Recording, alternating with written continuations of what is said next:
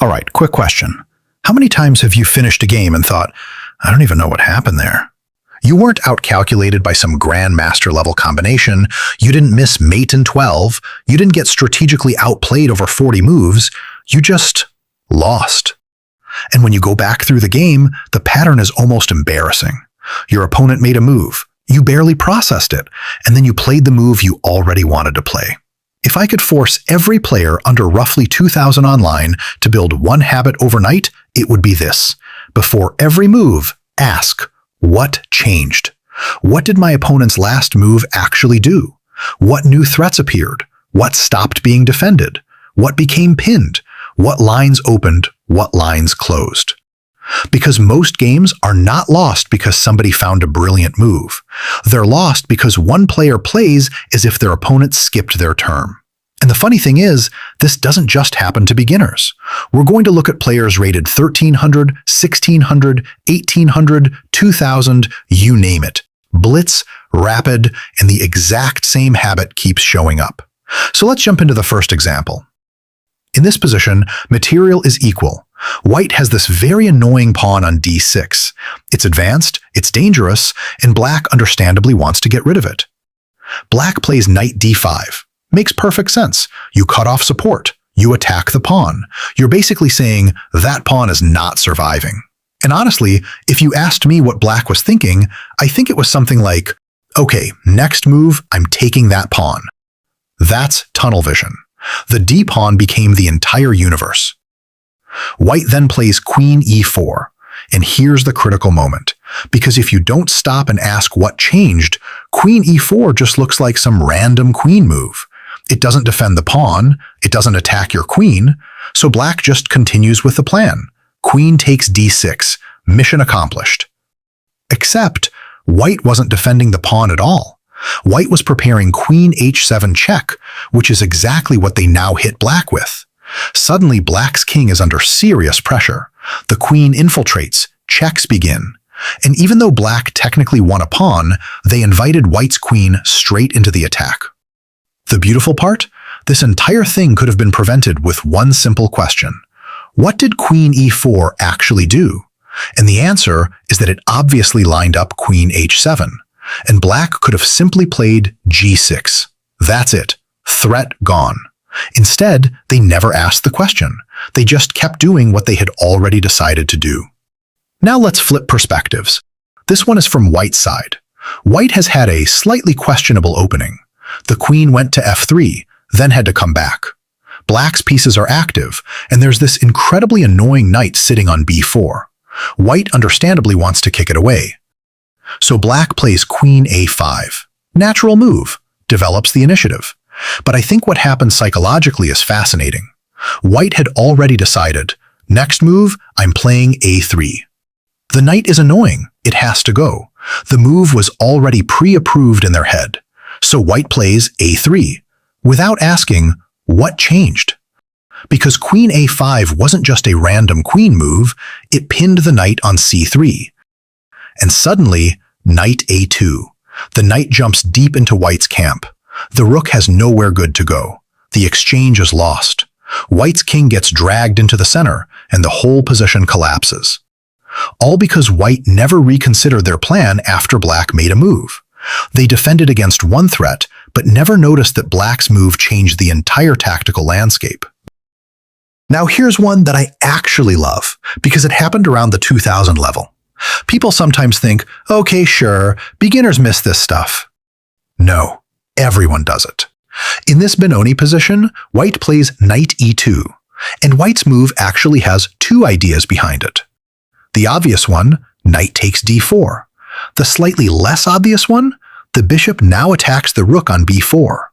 Black notices one of them, misses the other. Queen a7, protecting against knight takes d4, which can now be answered with c takes d4, completely oblivious to the rook hanging. White says, thank you very much. Bishop takes b4. Exchange won. And honestly, I think black's thought process was probably very human. You look at the last moved piece. The knight moved. So instinctively you ask, what does the knight attack? You don't automatically notice that moving one piece changed what another piece attacks. But that's exactly the habit we're trying to build. Not what does the last moved piece do, but what changed. Because sometimes the answer isn't where you're looking. This next one is probably my favorite example of tunnel vision. White jumps with knight b5, threatening knight c7. And if that knight lands on c7, the rook on a8 is trapped. So black quite reasonably says, I have to stop knight c7. There were lots of good ways. Knight a6, knight e8, even a6, all perfectly fine. Instead, bishop d8. The threat is stopped. Mission accomplished. Except the bishop was defending d6, and now d6 isn't defended anymore. White immediately says, knight takes d6, wins a pawn, pierces the knight into black's throat, creates a protected passed pawn on the d-file, and black's entire position deteriorates at an alarming rate.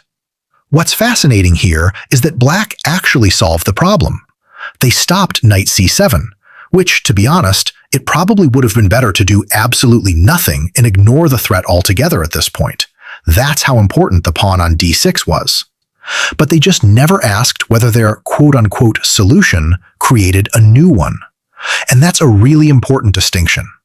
In chess, solving one problem in a suboptimal way can be worse than not solving it at all, because all it takes to ruin a perfectly fine position is just one mistake. Now, let's look at the opposite side of the coin, because so far we've mostly seen players missing threats. But what changed isn't just a defensive question. Sometimes it's how you spot opportunities. In this next game, white is actually up a full rook. Objectively, white should be winning, but the king is exposed, black has active pieces, and the position is messy. Right now, white attacks the knight on d7. Black responds with queen b5 check. Good move. Check. Defends the knight. Keeps the game alive. White decides to walk the king toward the center. Already a slightly adventurous decision, and black plays e4. Now, if you're white, this move almost looks insulting. It's a pawn move. It's not a check. It's not attacking your queen. It's not threatening your rook. And because it's not flashy, it's very easy to dismiss. I think that's exactly what white did. They thought, okay, black's out of checks. I can continue improving my position.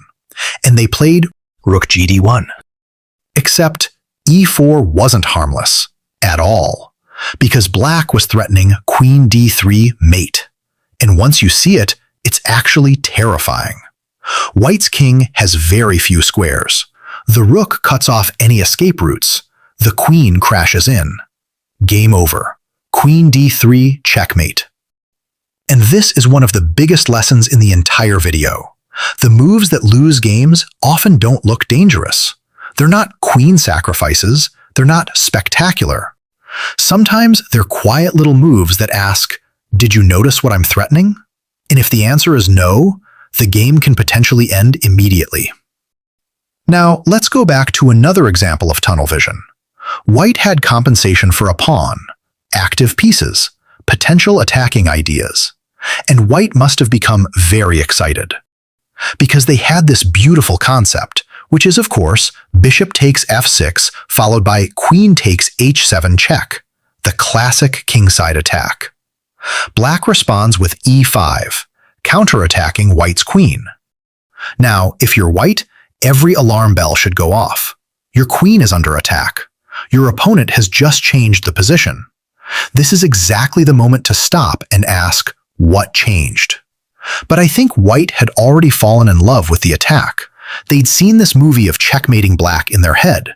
Bishop takes, queen takes, checkmate coming soon. And once you've emotionally committed to an idea, it's surprisingly hard to let go of it.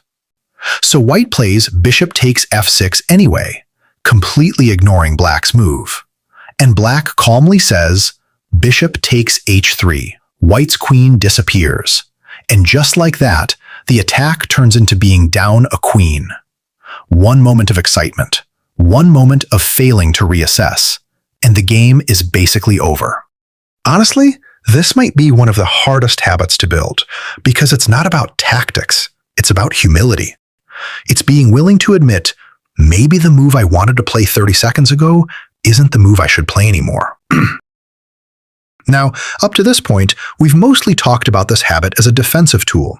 Ask what changed so you don't blunder. Ask what changed so you don't walk into threats. Ask what changed so you don't blindly continue with the move you decided on 30 seconds ago. But that's only half of the story, because the same question doesn't just save games. Sometimes it also allows you to win them. And so for the final game, let's move on to my favorite example in the whole video, which in my opinion perfectly captures the idea. Let's start from this position. Up to this point, Black has played a fantastic opening.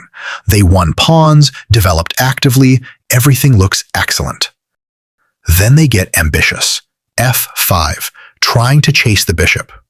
Okay, not my favorite move, but I guess I can understand the incentive. White grabs the pawn. Black tries to develop with b6. White castles.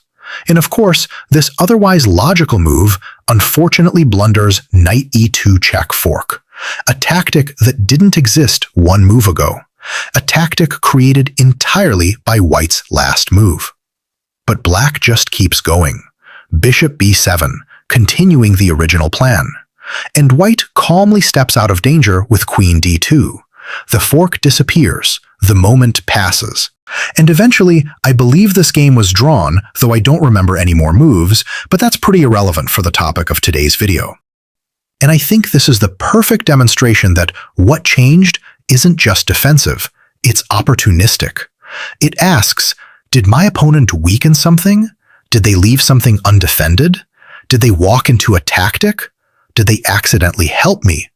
Because if you never ask the question, you'll never get the answer. So what do we actually take away from all of this? It's not that you should spend 10 minutes calculating after every move. You shouldn't, especially in Blitz. It's not that you need grandmaster pattern recognition. You don't. It's simply this. Before every move, pause, even for 2 seconds, and ask, what changed? Did my opponent create a threat? Did they stop defending something? Did they open a line? Did they close one? Did they pin a piece? Did they unpin one? Did they accidentally walk into a tactic? Because the overwhelming majority of games below master level aren't decided by brilliant ideas. They're decided by completely avoidable mistakes. People play the move they wanted to play anyway. They continue the plan they made 30 seconds ago. They assume their opponent's move didn't matter. They play as though the other person passed their turn. But chess isn't played against the position you had. It's played against the position you have right now, at this very moment in time. And every move changes at least something. Sometimes that change is tiny. Sometimes it's checkmate. Sometimes it's a queen hanging. Sometimes it's an exchange. Sometimes it's an opportunity to win immediately that didn't even exist one move earlier. And if you build the habit of noticing those changes before you move, you won't become a grandmaster overnight. But I genuinely think you'll pretty much instantly become a stronger player. You'll blunder less. You'll spot more tactics. You'll punish more mistakes. And you'll start winning games that used to slip through your fingers for no apparent reason. Not because you learned more theory, not because you memorized more openings, but because you finally started asking the one question that most players just simply forget. What did my opponent's last move actually do? And honestly, if you take only one thing away from this video, I hope it's that.